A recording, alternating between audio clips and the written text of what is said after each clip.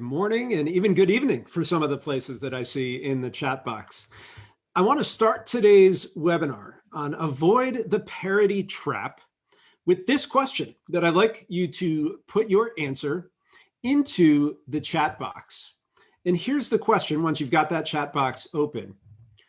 What is the first word or phrase that comes to mind when I say Sir Isaac Newton?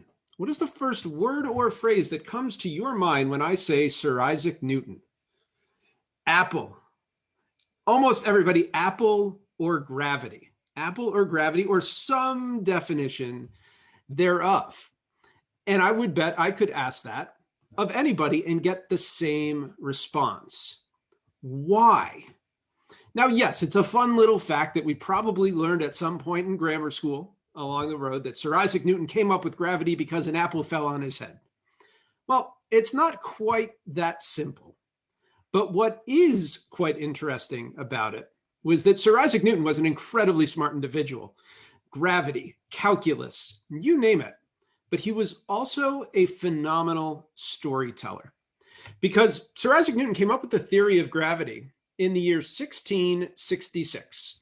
In fact, when he was trying to hide from the plague that was overtaking Cambridge in the UK in that horrible year, 1666. But I want you to read this quote from his biographer, shared in 1724, 3 years before Newton's death, almost 60 years after he came up with his theory of gravity.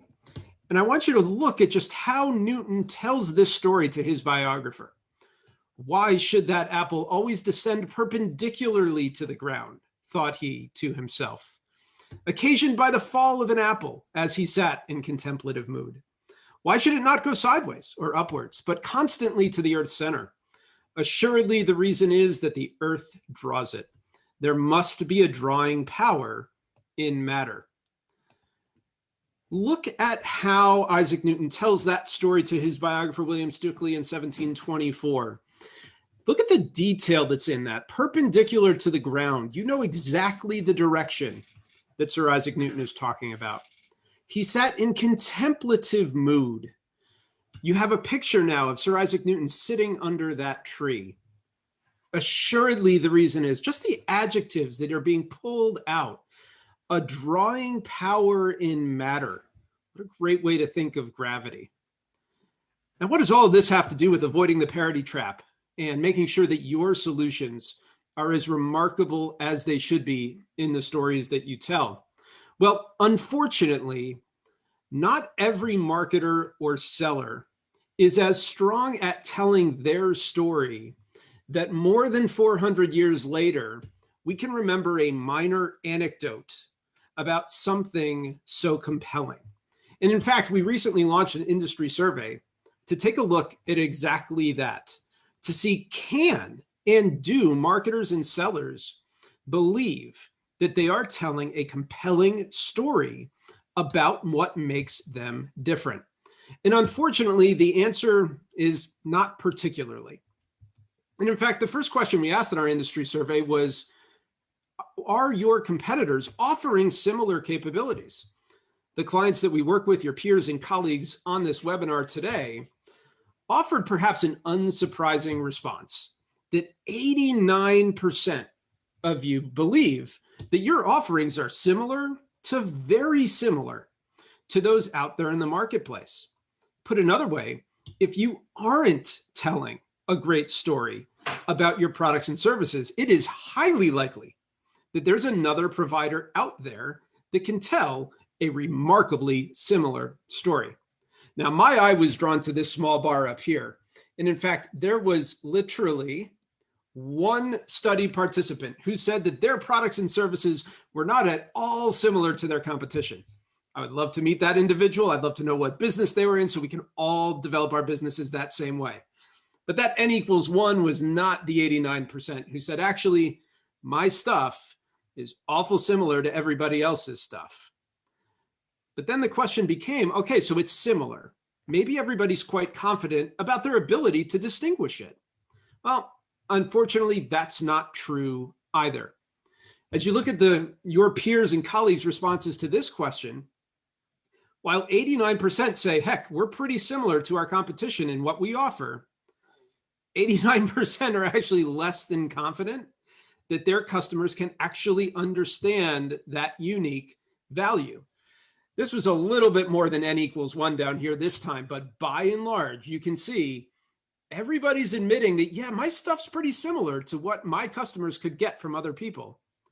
But yet I am not very confident at all that they actually know what is uniquely ours. There's not a lot of Isaac Newton storytelling happening out there in the marketplace. So then our question became, all right, so then what are marketers and sellers doing? How are they attempting, at least, to describe their capabilities in a way that might break out of this conundrum between highly similar but not confident in unique value? And so we asked multiple questions about this. How are you trying to differentiate? And I'm just going to put all three of these up here on the screen at the same time, because we asked a variety of questions. We asked, do you use adjectives or superlatives to describe your solution? Do you use descriptive, emotional language? Or do you believe more in a less is more type approach to describing your capabilities? And the specific numbers aren't as important here because I just want to draw what I noticed as I was going through this data. Every single one of these questions came back almost perfectly like the bell curve. Some folks thought they were doing it, some folks thought they didn't, but in each instance, a lot of folks were kind of meh about it. And you know what that tells us here at Corporate Visions? That tells us that this is an area ripe for study. Because if that many marketers and sellers are right in the middle of the road of each of these questions, that tells us that they don't believe there may be a single right answer to how you should be describing your unique capabilities in a way that's actually going to make a difference in the minds of your audience. And so as we set out to study this topic, we were guided by some research and content here at Corporate Visions and Decision Labs that some of you admittedly may be familiar with, but is worth a quick review. Because as you seek to find your differentiation, and as you think about all of the different capabilities, solutions, products, offerings that you bring out to the marketplace, that's a pretty wide scope. And certainly, great marketers, great sellers, looking to find the overlap between your capabilities and what your prospects and customers care most about. Open up that chat panel, though, for a quick moment. As you look at this diagram, though, there's a pretty significant component missing. What's missing in this Venn diagram right now? What's a third circle that should be on here? Because there's not just you and the prospect. You're right. For those, all of you that are putting it in there, the competition. Your competition gets to play a role in this too. And so when you put those three things together, too many of the marketers and sellers that we work with here at Corporate Visions, as you saw by those survey results, fall into the middle of this Venn diagram, where they are messaging to value parity. They are messaging, yes, to those things that they do, yes, that the prospect or customer cares about, but also that the competition does. Now, I want us to be honest with one another, safe space here on this webinar. Type into chat your honest estimation of what percentage of your messaging about your capabilities falls into that red area in the middle. Just be honest with yourself. Just type into chat what percentage of your messaging falls into that red area in the middle. I'm trying to do averages on the fly, and I think we're averaging so far probably about 60% or so. Heck if I know. Terry, I love that answer as well. I love the honesty. But let's just say that the rough answer to that is too much. Whether that's 60%, 80%, 30%. Yes, you have to talk about these things. Your customer cares about it. But it's too much. And if you're focusing there, where are you not focusing? You're not focusing on your value wedge. that area of intersection between what you can uniquely provide and what your prospect or customer cares about. And so think back to Isaac Newton for a moment. We all knew that Isaac Newton's value wedge, 400 years later, Apple and gravity. He told a strong enough story that almost everybody on this webinar thought of those things instantaneously. But yet when it comes down to your own products and services, 89% said we're selling something similar, middle of the Venn diagram, and 89% said, actually, I'm not confident that my customer can identify that value wedge. And so the value wedge itself has three tests. First, is your capability unique to you? Second, is it important to your prospect? And third, is it defensible? If you have a capability that falls in your value wedge, you have something that is obviously unique, and that should drive your confidence in whether or not your customers understand it. Now, last but not least, we have found in previous research, in previous work, that how you talk about your value wedge matters. And in fact, too many clients, even when they know what that value wedge is, focuses too much on the bottom level of this pyramid. Simply telling customers and prospects what that capability is, literally the bells and whistles, the feeds and speeds. Not nearly enough marketers and sellers focus on the top two levels of this pyramid. What can your prospect or customer do differently as a result of that capability? And what does that mean to your customer or prospect? So we arrived here at this point where we found that clients and customers of ours know that they compete in highly similar competitive categories with a lack of confidence that they are differentiating themselves well.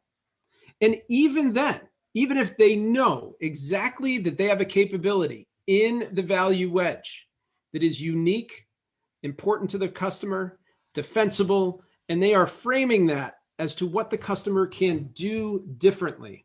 Despite all that, across the multiple hundreds of customers we work with every year, there was still this need for research. And in particular, research around this question. And if you happen to have a pen and paper with you, I'm going to leave this question up on the screen because it's going to anchor the rest of the conversation here today. Because this is what we wanted to study here at Decision Labs around this topic of differentiation. I'll leave that up on the screen, maybe take a screen capture or jot this down. Can one version of your story consistently and materially defeat a different version of your story, even when both stories are based on the exact same capability set? Let me repeat that. Can one version of your story consistently and materially defeat a different version of your story, even when both stories are based on the exact same capability set? Why is this question so important to this research? Because when you compete in competitive categories, when multiple vendors, your direct competitors, could say very similar things about their capabilities, if you aren't different and you tell a bad story, can you lose simply because of the story you tell, even if your capabilities are different? And so this is what we set out to study. And for those of you who may be new to Decision Labs, we run for studies like this behavioral research, where we are trying to get into the minds of your buyers, B2B customers, to understand their reactions to live fire simulations. This isn't a survey. This isn't asking them how they are feeling. This is trying to present them with different simulations and get them to respond in the moment to how they would actually act, not how they say they would act. And so I want to set up for you just what the study design looked like and what we were attempting to study. And then I'm going to bring in my research partner, Dr. Nick Lee from Warwick University, to add some color here as well. So here at Decision Labs, the first thing we need to do is determine what we want to test. And what we want to test was the question you just saw. From there, we build out a series of test conditions. And you can think of test conditions as typical approaches to how companies in the market solve that problem today. And so as we looked at this world of capabilities and how to message those capabilities in a unique fashion, we developed 4 different test conditions. The first is what we called features. This was a test condition that solely described the capabilities. Second typical approach that we see a lot of is a benefit type approach, where you're describing the benefits of those capabilities and what those features will actually do for the buyer. So we hear a lot of this in the marketplace. What are the features? What are the benefits? The third we hear a lot about as well is just a superlative approach. Think of this as best in class, comprehensive, streamlined, fit for purpose. Name your cliche adjective that often gets added to those marketing materials as a way to try and frame the features and benefits uniquely, but is really just a superlative approach. Last but not least, telling details. An approach where you're adding specific information, more detailed emotional language around your capabilities and the value that they provide. And I'm going to put up on the screen one after a time. What was unique about this study for us was that we actually took a real go-to-market message, anonymized it, of course, but we took a real message. And then in the fullness of that message, from that message, we developed each of these 4 typical approaches so that you're about to see exactly how these approaches played out. You're just going to see a short snip, not the full thing. We'd be here all day, but you're going to see a short snip of what each of those typical approaches sounded like to the participant on the other side. Features, benefits, superlatives, and telling details, all built off of the exact same capability set from the exact same real go-to-market message. So let's play out features first. Here's your first approach. And I'll just leave it up on the screen for a moment. I'll call out a couple things. As you read the feature test condition here, this is part of it, you'll notice it truly is a list of features. We have a database. We actually played this out as a trucker recruitment company. We have a database. We have an efficient onboarding process. We have full-time recruiters. We have tenured regional managers. Basically a list of things. Now, in this instance, these things were indeed unique, but as you read through it, it is truly a tick list. And I imagine if we're honest with ourselves, you'd probably find some messaging like this in your own organization. So that's features. Now see how that compares to the benefits test condition. And I just realized I'm going to need to delete some of these. I'm not going to highlight anything further. But as you look here at the benefit test condition, look at the bolded words. Here, we're talking about how that large driver database can get you ahead on recruiting qualified drivers. Instead of tenured regional managers, we're talking about the geographic footprint that can scale your business. This is all about what the customer can do with those features. Again, I imagine you've seen some messaging like this in your organization. Third, here's the superlative condition. And again, look at those bolded words. And sometimes I'm sure you have to stop yourself because we've all done it. We've put these words into messaging, hoping for an increase in customer response. One-stop shop, all-in-one, streamlined, comprehensive.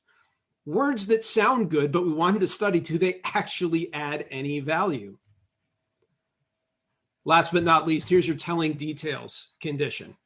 And you can see how it combines a bunch of different approaches. But the big thing here that we were a little worried about, and again, I'll pull Dr. Nick in here in a moment, this is pretty long. In fact, a telling details pitch was the longest of the 4 that we wanted to test. And we often know that the longer you go, the more customers might shut down. So as much as we were intrigued by this particular test condition, we were also concerned that a pitch like this would fall on deaf ears and that folks would tune out. That's a quick overview of the forum. While I pull up this next slide here, what we did, we tested that telling details condition against each of the other three, because the telling details was the richest. It contained the most of the original go-to-market message. And we wanted to see how it performed against the others, against a series of outcome variables that we then recruited participants for and compared the response.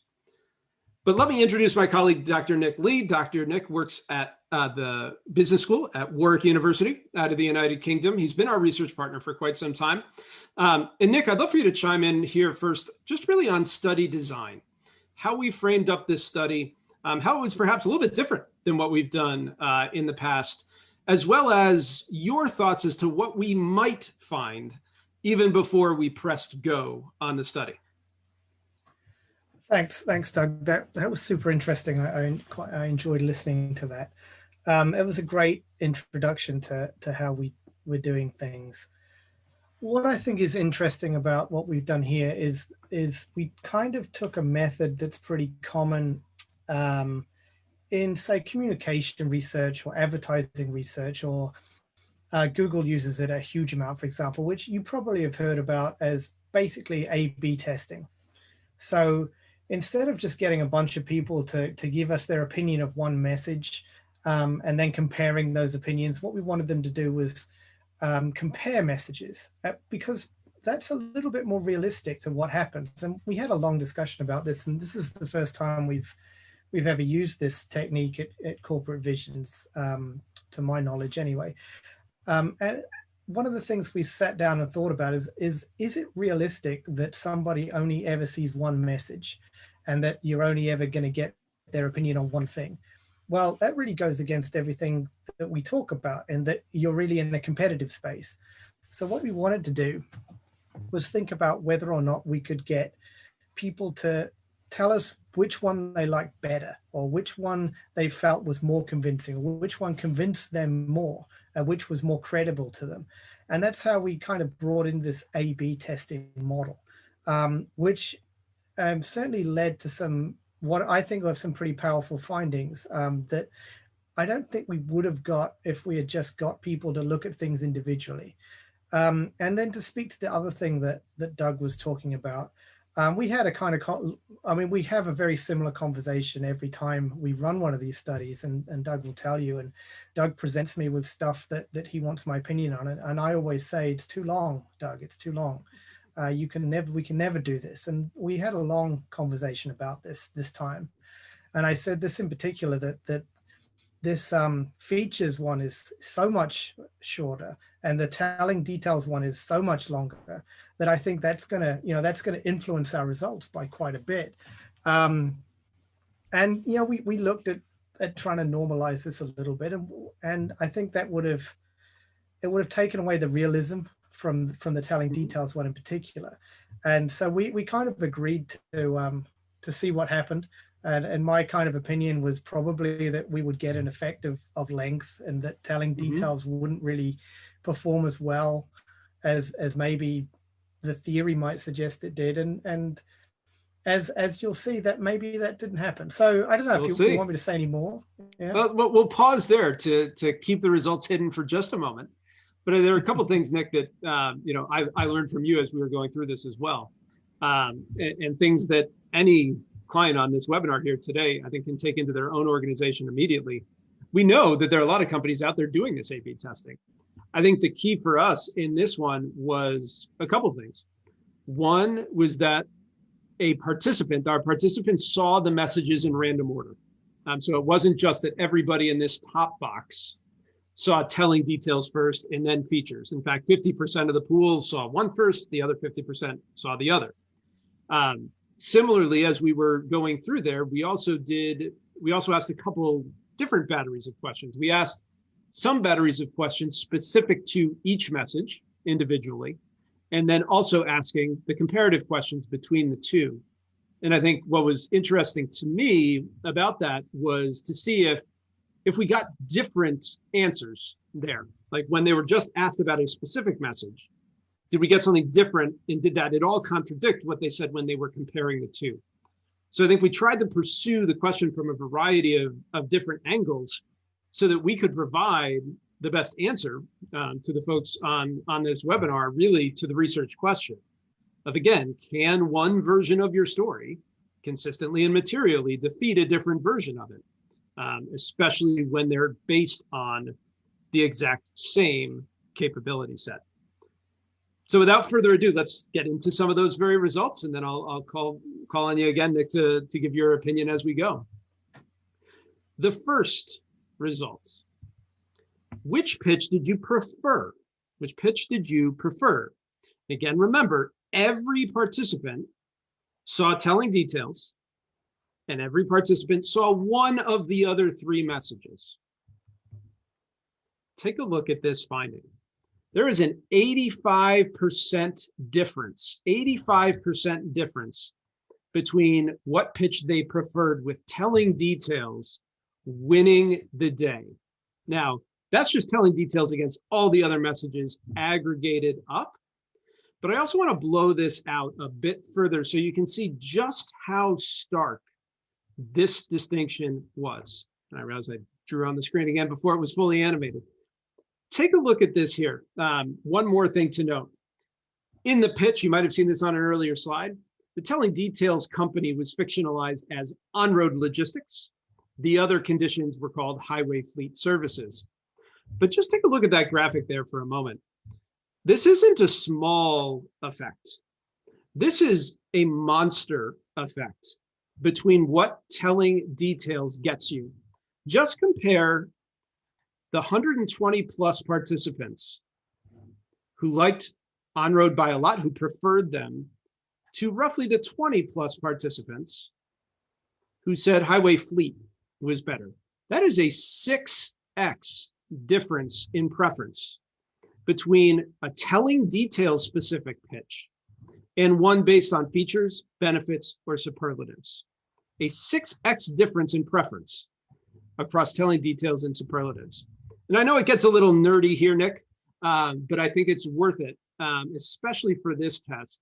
I'd love for you to share a little bit on just the types of statistical tests that you are looking at, and why a result like this speaks volumes to how much the telling details pitch was preferred by our study participants.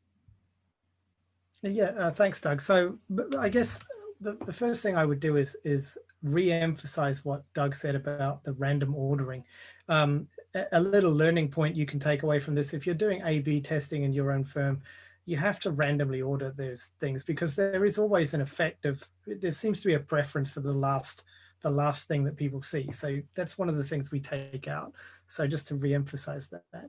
What we've done with these, we used a bunch of different statistics, but this particular set of analysis is done on a paired sample t-test. So what we kind of do is, or a one sample t-test, I should say.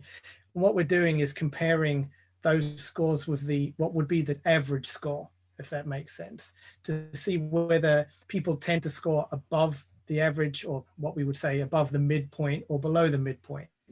And I mean, these are really significantly large results. You know, we've been working on projects for a long time now, probably 4 or 5, maybe more than 5 years now. And these are by far the biggest, most convincing, most consistent, largest results that we've ever seen, which is, I think it's interesting, because I mean, if you're I would guess a layperson, and to some extent, I don't sit around or I don't visit clients, I don't sell every day. I look at those pitches and I think, well, you know, why is one of them that much better? And I think if you showed that to a typical person, they would say the same thing. But when you actually ask people questions about them, it's clear that one of them is preferred and one of them is more convincing. And I think that's fascinating. And one of the things we are going to talk about is what makes this even stronger is that you tend to find with these kind of long treatments with lots of different elements in them, you tend to get a bit of a regression to the mean effect. And this, Doug and I always argue about this as well. And I always say, Doug, we have to make this only change one thing at a time. And because, you might get one thing improves people's opinions and one thing, drops them down. And in the end, everything kind of goes into a bit of a mush. But in this case, it's clear that that is definitely not happening. And that there is something about that telling details execution that is consistently stronger and more convincing and more credible. And every way we asked the question, it won out. And that's not super usual, I have to say. Everything we did worked out. Yeah.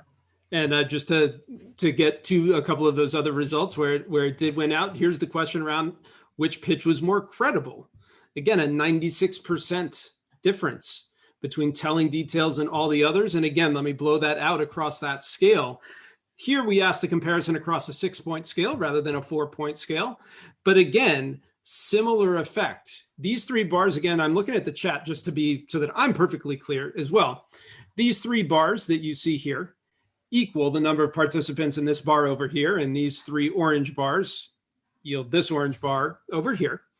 But I think, again, as we were looking at building each of these test conditions off of the same underlying message, to see study participants, again, this sort of 6x effect holds here as well, between about 60 plus participants who preferred the telling details pitch by a lot, all the way down over here to those that preferred anything else by a lot, about 10 or so folks here.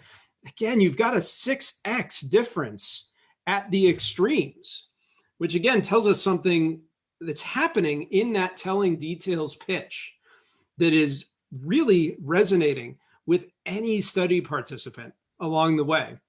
And it's not just credibility. And this one's interesting, credibility, because again, same underlying capabilities. Think back to the messages, just the short snips I showed you. One of those capabilities was a large driver database, a database of truckers that this firm could provide at a moment's notice. Simply how that single capability is framed can yield this difference in credibility along the way. But ultimately, all of our studies are designed to get after perhaps one question more than others, which is, okay, all that's good and well, who are you going to purchase from? And here, again, a 95% difference between the telling details pitch and all the others, which again played out as we see across the telling details in the blue, this on-road pitch by a lot. Again, compare that to the ones, all the others by a lot. It's again, almost, it's kind of odd. This 6x effect from a lot that it preferred telling details to a lot that preferred everything else. And so there are a couple of questions in the chat that I do want to answer, and I'm going to ask Nick to chime in here as well. How we ran this study, we actually did a voiceover recording. So each study participant heard the telling details pitch, which was roughly about 3 minutes long. It was one person for 3 minutes giving the pitch. Each of the 3 different highway fleet presentations, again, features, benefits, and superlatives, each of them were roughly about 2 minutes long, with the feature pitch being the shortest, because again, it was just a tick list of features. And so again, Nick, to your point that you were making a little bit earlier, imagine this, and this is what was most interesting to me. Imagine they heard the feature pitch first, which was roughly about 1:30. They answered a few questions. Then they heard a 3-minute telling details. I think what you were worried about in that scenario, Nick, and correct me if I'm wrong, is that by the time they may have gotten halfway through that telling details pitch, they might have tuned out and they might not have cared anymore. And so I'm interested in your thoughts around that and what it tells us again about the significance of the results. Yeah, I mean, I think that's a relatively consistent thing we find in behavioral studies, in that there's an effective length, so that there tends to be an advantage to a shorter pitch, for example, or a shorter thing that they have to read, or a shorter thing that they have to listen to.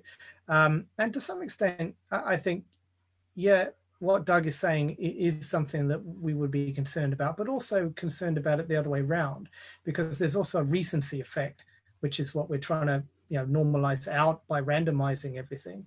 There's that you tend to rate the thing that you saw most recently higher, which is why when you see these lists of best songs ever, it's almost always relatively recent songs, and same with sports people. So I was very worried that effect would combine to some extent and really obscure the differences, but the important differences. And those are relatively consistent things we see, and that we didn't see those things, I think, probably speaks to the strength of this telling details thing. I mean, we could probably dig into that and actually compare the orders and all of that stuff and see if that actually did make any difference, but which we haven't done yet. And to speak to another one of those questions about demographics, we have a fairly decent amount of that data as well. And we could, again, dig into whether there's any kind of age or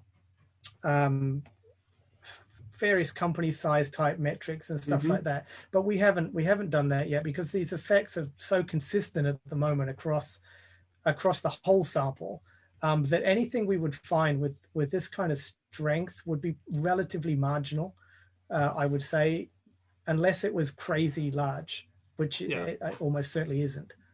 Well, to the t-test you mentioned before, I think great to know that we've got statistical significance here. I was blown away by the effect size on each of these as well. We weren't finding statistically significant small variation. We were finding statistically significant large variation. And I remember when you and I, Nick, worked on another decision lab study a couple of years ago on the right apology framework for customers. We similarly thought we weren't going to see a victor, but yet one consistent winner occurred. So it's always nice to have our hypotheses disproven sometimes as well. Yeah, that's very true. Very true. Yeah. Go ahead, Nick. Sorry. That's okay. I was just going to say it's good you mentioned the apology study, because that's probably the only other one that's even come close to the strength of these. And these were by far the biggest effects that we've seen on these studies. Yeah. So the answer to this question that formed our research question is quite simple. Yes, it can. And it makes a huge difference. But those results that Nick and I just shared were in the aggregate. They were comparing telling details to all of the other three conditions combined. We dug in further to see, was there much difference between each of the other three conditions individually?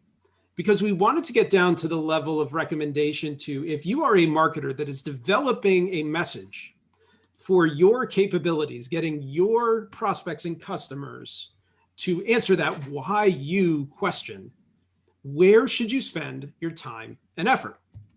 And so as we looked at telling details against the three, we're back to this preference question. What percentage of respondents preferred telling details when compared against each of the three? I'm going to start with features. 61% of respondents, when they heard telling details against the feature pitch, preferred telling details. So good percentage, healthy percentage, 61%. Well, how about against the superlatives? 70% of respondents preferred the telling details, the rich, emotional detail versus the superlative pitch. How about versus the benefits pitch? Well, 80% of respondents who heard telling details and benefits preferred the telling details pitch.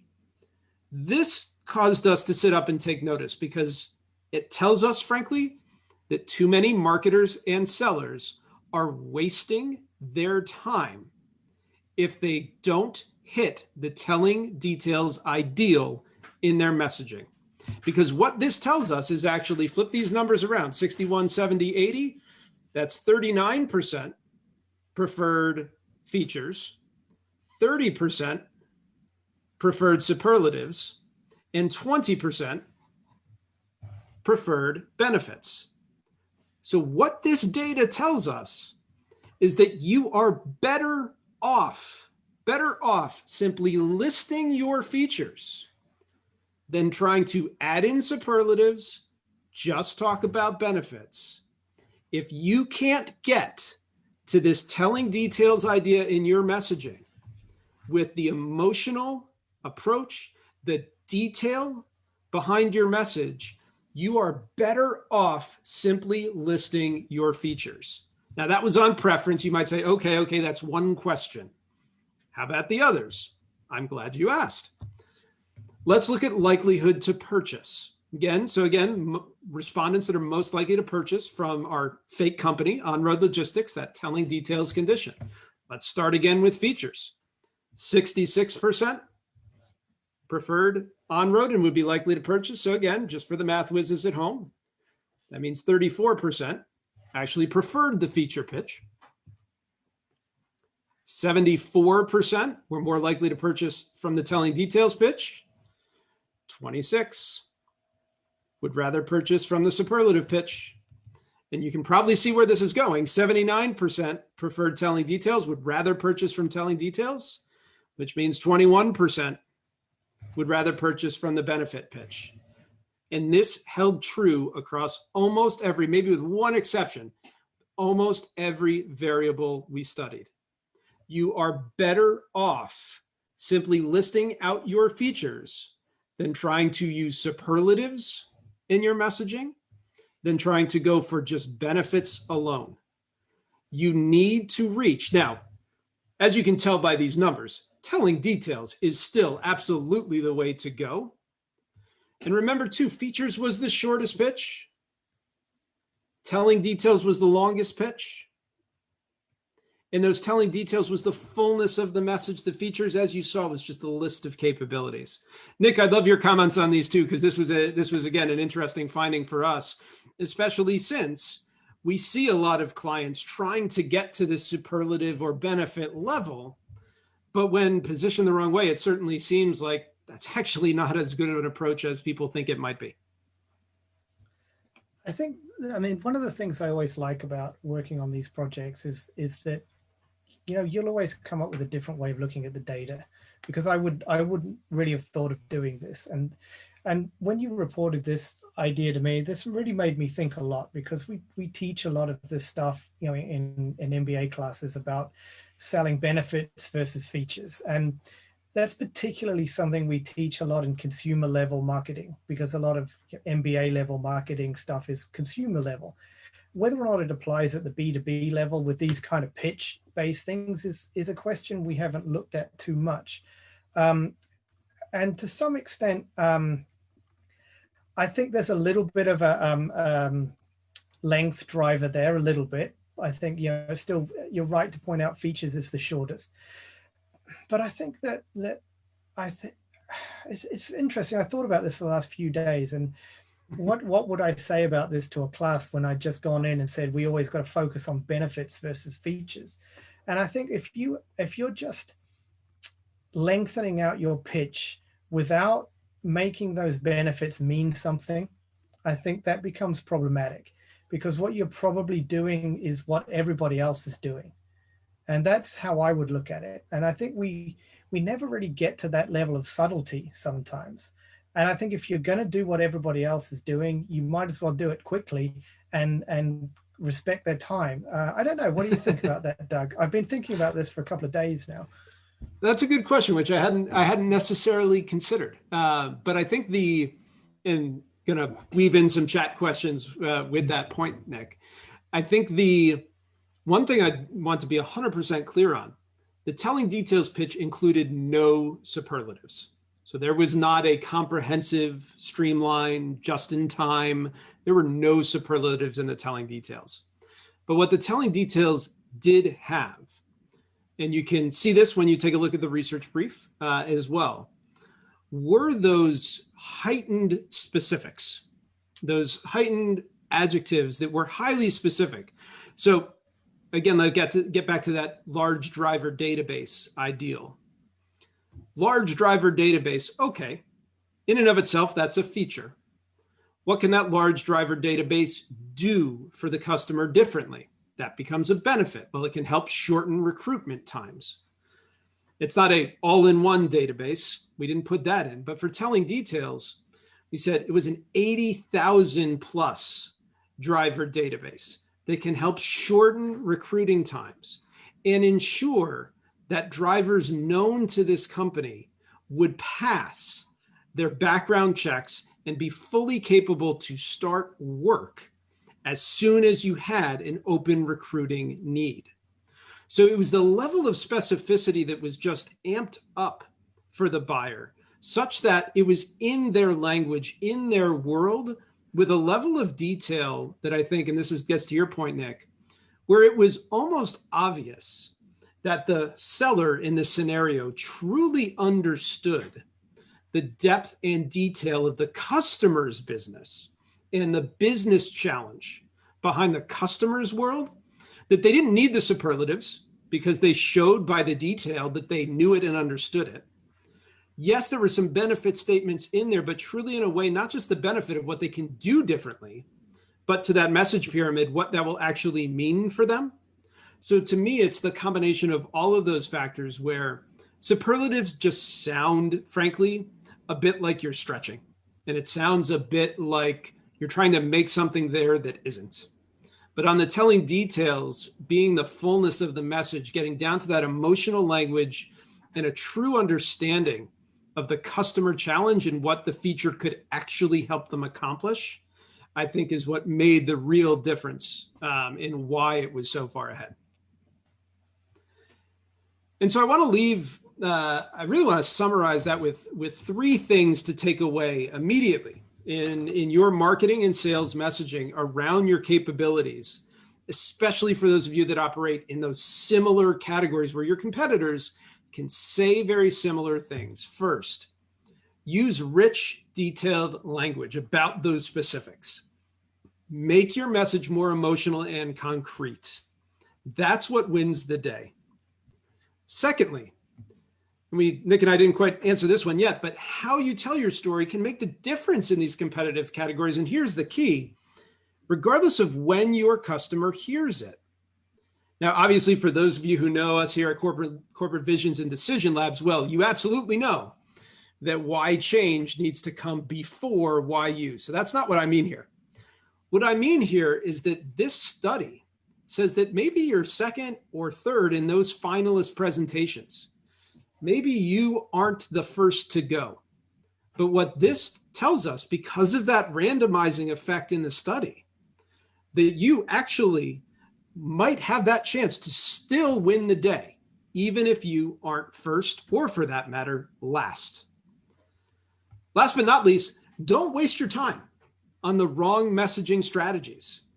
Because if all you're getting to is the superlatives, or if all you're getting to is the benefit statements alone, as you just saw on the prior two slides, that's actually going to make your message perform worse than simply listing out the features.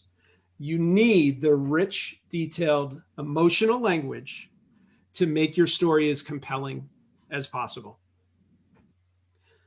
Nick, anything I might have missed there? And as I was going through the data and the results that stuck out to you, or any other thoughts from your side? Not really. I mean, I want to add a little bit more detail on this shorter versus longer idea, because a couple of questions have popped up on that. And we thought about this a little bit over the weekend as well. One of the things we don't want to give the impression is that shorter is always better. Okay, whatever. A bad short message is not as good as a good long message. I think that's key. And that reminds me of a really common misunderstanding of some philosophical stuff. I mean, some of you might have heard of the idea of Occam's razor, which people often say means that simple answers are always better than complicated answers. But that's not really what it means at all. What it means is that between two answers that are equally likely to be correct, the simpler one is a better idea. So if you have two equally good messages, the shorter message is going to perform better, almost certainly. But that's, of course, not often the case. So I don't want to give the impression that you should be driving down length every single time. In fact, that's not what this study would say at all. It would actually say that when you have the right message, the length of that message doesn't matter as much, that you can be confident in a rich, detailed pitch. So absolutely, I think that's really what this says. Yes, if you could manage to create two perfectly equal quality pitches, the shorter one would be the preference, but you almost could never do that. So I want to make that point clear, especially. That's a fantastic point. I think we are, in all of the message work that we do and that we help our clients to do, that's the goal. The goal is the level of detail that the telling details pitch contained. Strive for excellence and then worry about length. But what this study showed us was the excellence beats the length, and it doesn't have to be shorter. 100%.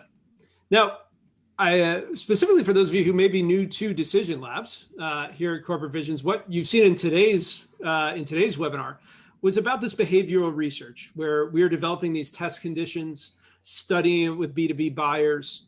But as you can see on the slide, there are two other tracks of research that we're working on: brain studies and field trials. And I want to briefly preview a study of each that is coming down the pipe really within the next 30 days. First, a field trial where we were actually out there testing static content assets versus interactive assessment tools, live in the field with prospects, so that we can actually draw verifiable conclusions about which of those two was better at driving pipeline in prospecting campaigns. So for marketers, acquisition sellers who are using content in their cadences, in their touch patterns, in their calls, make sure you join us here soon for those field trial results. And secondly, on the brain study side of things, we put together a test to test unified memory. Basically, we all know we're all on these webinars now with at least 2 or 3 decision makers. Is there a way that you can design your presentation to actually maximize the impact that multiple decision makers are actually having pretty similar thoughts at the same time in your presentation to drive consensus decision making? And I'll draw your attention to that last bolded line.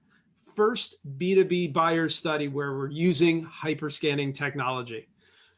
So I'm excited for both of those studies. I hope you are as well, furthering the work that Decision Labs is doing. But before I close, one, I want to thank Dr. Nick Lee for his research partnership, for joining us here on the call today. But then again, summarizing, you need to use telling details to differentiate your capabilities. When you're in these highly competitive, similar categories, we found in this research that one version of your pitch can materially defeat another version of it, even if it's based on the same capabilities. You need rich, detailed language. You need to tell a story that is more emotional and concrete. And you need to make sure that you're spending your time on the right messaging strategy, because too often the efforts that we are seeing actually aren't any better than simply listing out your features. I appreciate everybody's time today. Thanks so much for joining us today. Thank you, Nick. I appreciate it. And last but not least, I encourage everyone to download the associated research brief. Please go to that website that you see on your screen. It is case sensitive, but if you go to that site, enter your details, you can see the full research behind the study that we just included.